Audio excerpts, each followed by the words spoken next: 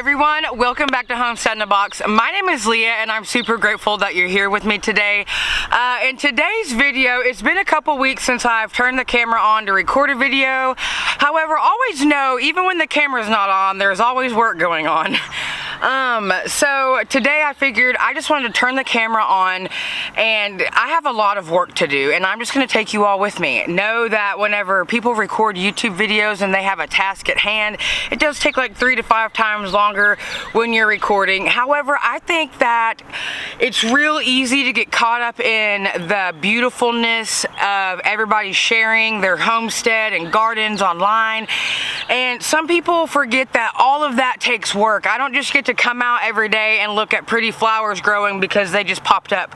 Okay, it takes days today when it's like, you know, I'm so grateful that it is 81 degrees here today, but it takes days today where I'm fixing to go get my hands and feet dirty in the dirt planting flower bulbs. So I do have beautiful flowers to look at in the summertime. Today I'm actually going to be planting some annual flowers and some perennials, and I'm going to be discussing what the difference is between those two. On my last YouTube video, I mentioned the term permaculture paradise, and I got a few questions about that, and so I'm going to address that on today's video also. But in the midst of all that, I need to feed rabbits, breed rabbits, and I need to top dress one of my garden beds because honestly, I live here in Oklahoma.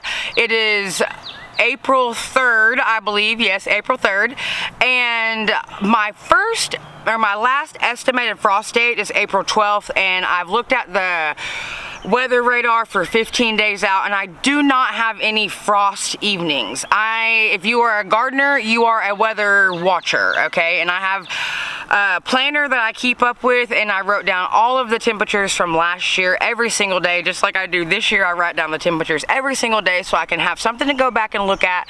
And last year, my last frost was in March, okay? Everyone had said, oh, the blackberry frost, so I held off and I didn't plant anything until the end of April. But that blackberry frost never came here. And today I am just taking it with my own gut feeling and my own initiative, and I believe I'm going to get 1 or 2 cucumber plants in the ground today, just starting from seed, because the worst case scenario is if a frost comes in and those cucumber plants have sprouted and they're starting to take off, I just lose 2 cucumber seeds and I have some more already started inside. So that is just kind of a little bit of what I'm doing today. It is a busy day, but however, I'm just going to take you all with me. So instead of sitting here and just talking, let's get busy and let's get to work. Oh, I also have to scoop rabbit manure because I'm starting a new project. Well, it's something new. I've used the turkeys to clear out as my tiller because we do no-till beds here. So the turkeys, I've ran them through. Well, listen, I'll just show you. But first things first, let's go feed the rabbits. Alright, so I went ahead and actually stuck some females in with some bucks. They've kind of been doing their thing for a minute. They're taking a break at this point. I'm only breeding 6 today because I have 2 boys that aren't Tamics. They're actually New Zealand's, and I'm only breeding my Tamics today. We do raise Tamic meat rabbits. If you follow us along on social media, you know that. If you don't follow us over on social media, I'm going to take the opportunity to tell you that you should go do that. So currently right now we have 25 breeding does with about 6 bucks, and all together with the babies included that have been born here within the last 2 months, we have close to over 300 rabbits currently. So we have a lot of bunnies, okay? Rabbits are a great source of just meat to add to your backyard homestead. You do not need this many. We actually sell these rabbits and take them to a pretty big company who distributes them out to local grocery stores here in America and in other countries. So we do have meat rabbits here. If you have any questions, like I said, feel free to go follow us over on social media and ask us anything that you might have a question about whenever it comes to raising meat rabbits.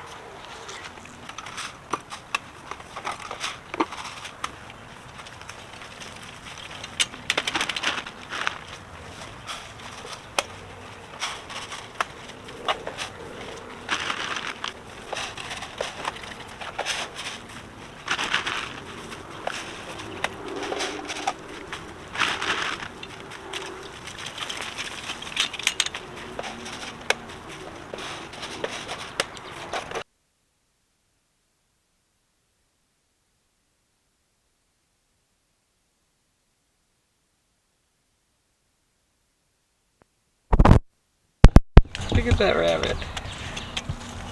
Alright, so I have everybody fed except for the boys. Gonna leave the girls in with the boys for probably another, well, long enough for me to go scoop some rabbit manure. The one good, well, there's lots of good factors of having rabbits, but one of my favorite factors of having rabbits is their manure. The manure is perfect for your garden. You can put it directly on your garden. It has the perfect NPK ratio. It's water soluble, so I mean, it literally, rabbit manure is gold. Okay, you can talk to gardeners anywhere. Most manures you have to let sit before you can put directly on your garden, but rabbit manure, you can put it directly on your garden, and it's wonderful. I love it. It's a great way, because I use a lot of native soil here, and it's a great way that I amend my soil.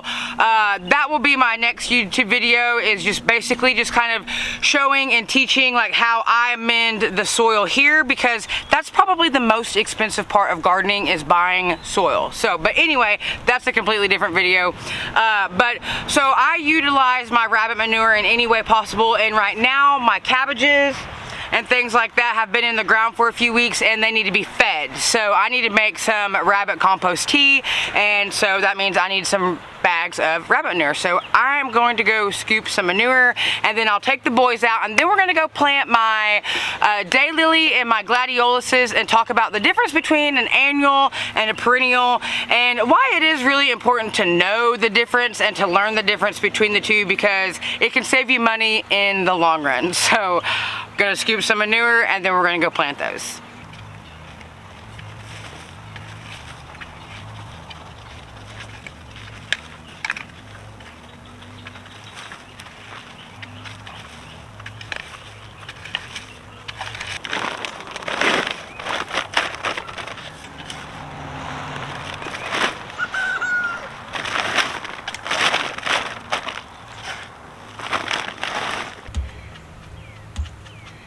I got me 3 40-pound bags full of some manure. Pretty sure I can do something with that. Alright, I'm just going to show a really quick clip of this, but you can see here where I'm using the turkeys to clear this spot up. Now, the chickens have come in and decided to help me distribute manure, but I'm going to put some no-till garden beds over here. But like I said earlier, I'm going to have a whole YouTube video over how to just like turn native soil into good soil to be able to use in your garden. But I did want to show you all real quick how I do not have a tiller. I'm using the turkeys. And then I'll come in and lay down manure and then native soil and just kind of build it up about 3 to 6 inches. And then this is where I will plant my corn. This isn't really a garden video. I will record one of those, but all those little rows there are all my carrots coming up. Pretty excited about that. You can see up here where I'm hardening off plants. My plants have been out long enough to where I pretty much am just using the daytime hours as a grow light. I got some water, some rabbit manure, and the plants that we're going to be planting, so let's head to the mailbox. I'll stop and show you the tulips along the way.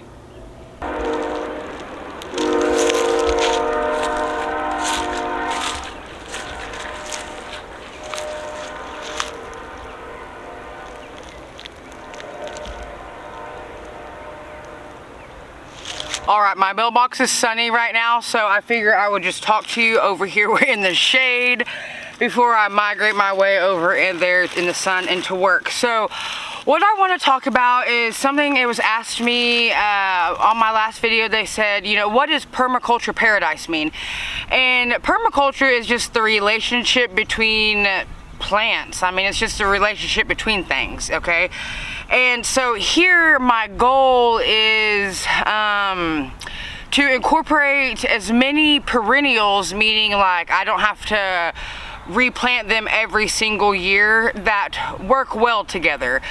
Really, I could go into a huge deep dive of permaculture. I will encourage you to Google that if you want to know what it means, because lots of different people have their own definitions for it, just like lots of different people have their own definitions for self-sustainability, homesteading, and all sorts of things. So for me, Permaculture paradise is just basically like everything that we bring in here, animals and plant wise, that they work together and that we try to help the relationship that they already have. And it's really hard to explain it for me just yet, because I'm still in the very early beginning stages of even trying to find, I guess, my own comfortable definition of what permaculture means to me, okay?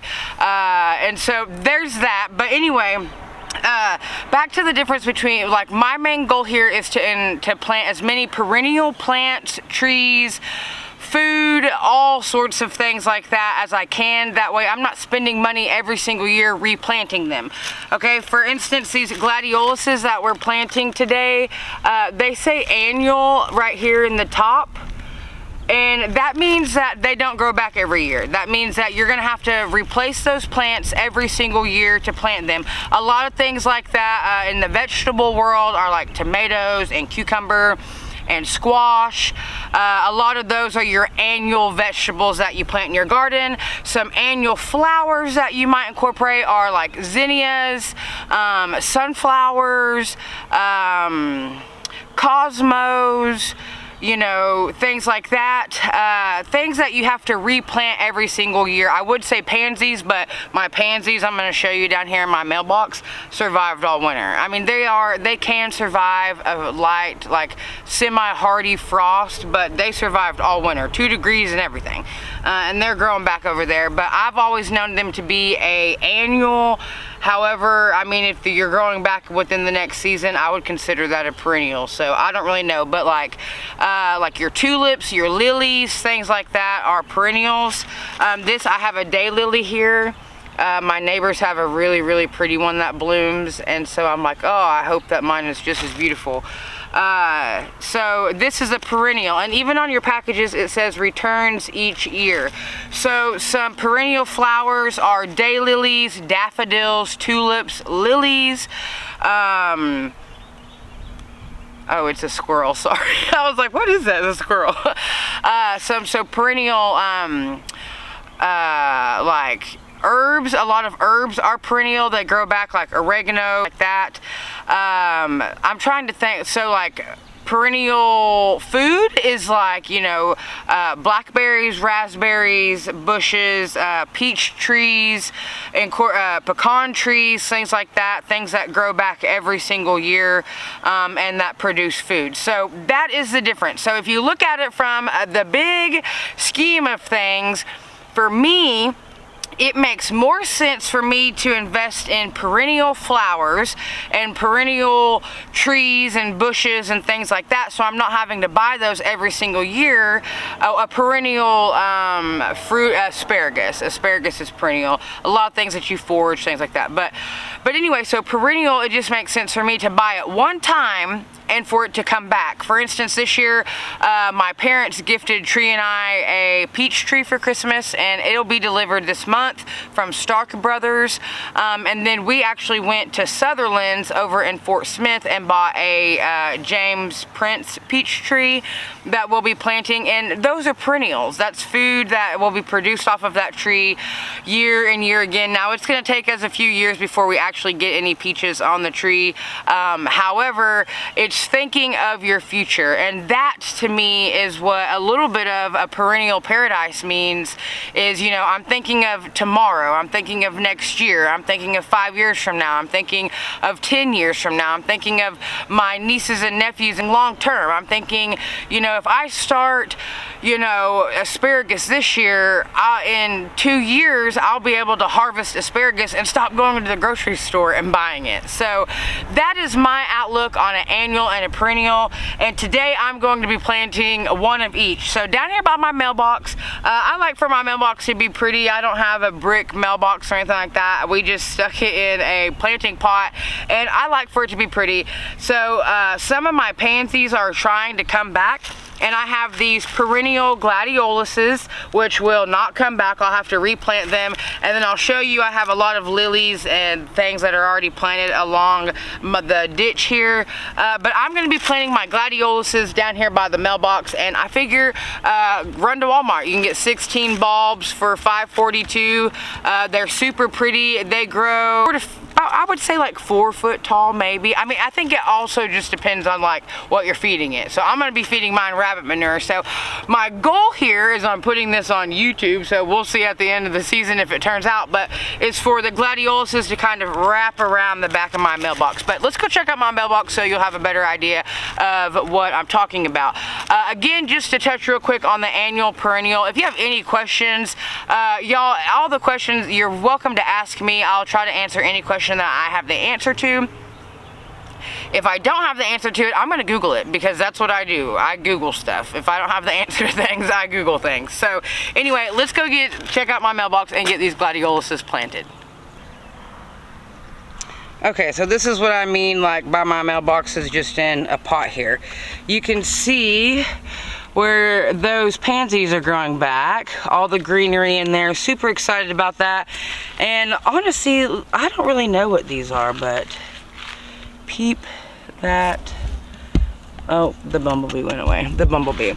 But you can see where I have, you know, some flowers along here. And then if you come down my driveway, these are all perennial lilies.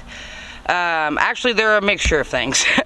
They grow back every single year. I end up mowing them over the further you get down my driveway, because they're just kind of out of hand in different places. But those are perennials. And so you see back here behind my mailbox, this is just where I'm going to put the gladioluses to hope, just to kind of cover the back of it. So I'm going to do that.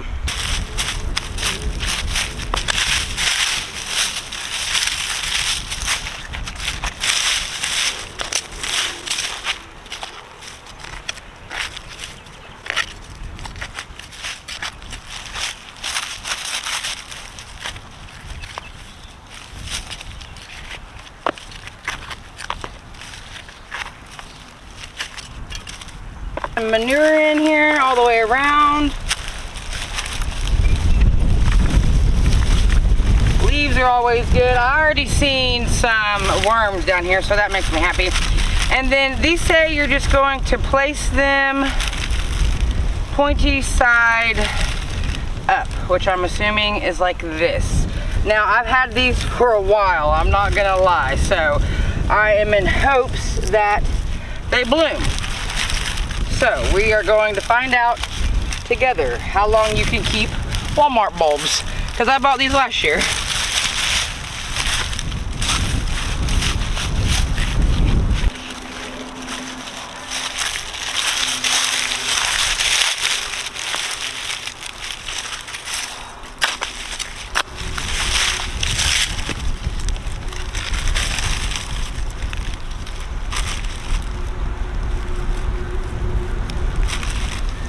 All right, now I'm gonna come back in with some more rabbit manure and put over them. And then just cover them back up with the dirt that was on them. Just like that.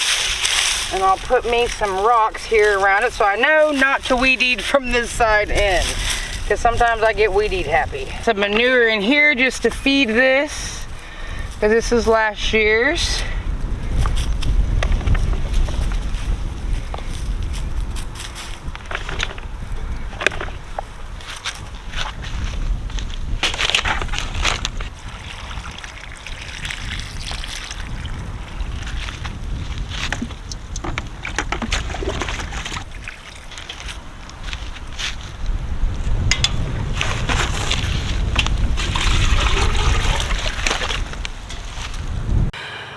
Y'all, I had to come sit under our big shade tree that don't quite have any leaves yet, but the branches are so big it's still shady over here. So I'm so grateful for just the warm temps. So grateful. It feels so good to get outside and to get my hands in the soil, my feet dirty, and just it just feels so nice. Thank you all so much for coming and watching this video today. I am super grateful for all of my new followers. I mean, I don't know what I'm doing right, but thank you so much for every single one of you. I want to encourage you again, if you're not following us on social media, please go check us out over at social media, because that is where I do a lot of our daily content. And YouTube, I do whenever I feel inspired to do a YouTube video, and whenever I feel like I have something really important that I want to share with other people. And today I just wanted to share with you all, like, hey, no matter who you're watching homesteader wise, just know it takes a long time to record videos and do everything else that you're doing. And just to explain, you know, the difference between annuals and perennials, and just show you, like, there is actually work that goes into being able to have all of the nice things that we do have. In order to see pretty flowers grow, you have to plant those. You have to think in advance. You have to be thinking of the future. You know, you have to, it's a mindset change. This whole entire lifestyle is just a mindset change. I'm here for it. I'm super grateful for everyone. If you need some non-toxic deodorant, don't forget I have an Etsy shop where I sell my non-toxic deodorant, and my chapsticks will be listed by the time you all see this video. So anyway, thank you all so much for being here. I'm super grateful for all of you. I'm sending you good vibes as always. Send them to somebody that you know, because we all need them, friends. All of us, every single one of us. There's not a person out here that don't need some good vibes sent their way. So send somebody some good vibes. Be kind to somebody today, and I'll see you all next time, where I'm going to be talking about how to take nothing to create something in order to grow food. Come back for that one. That'll be my next YouTube video. Thank you all so much for being here. Again, send some good vibes, and I'll see you all next time.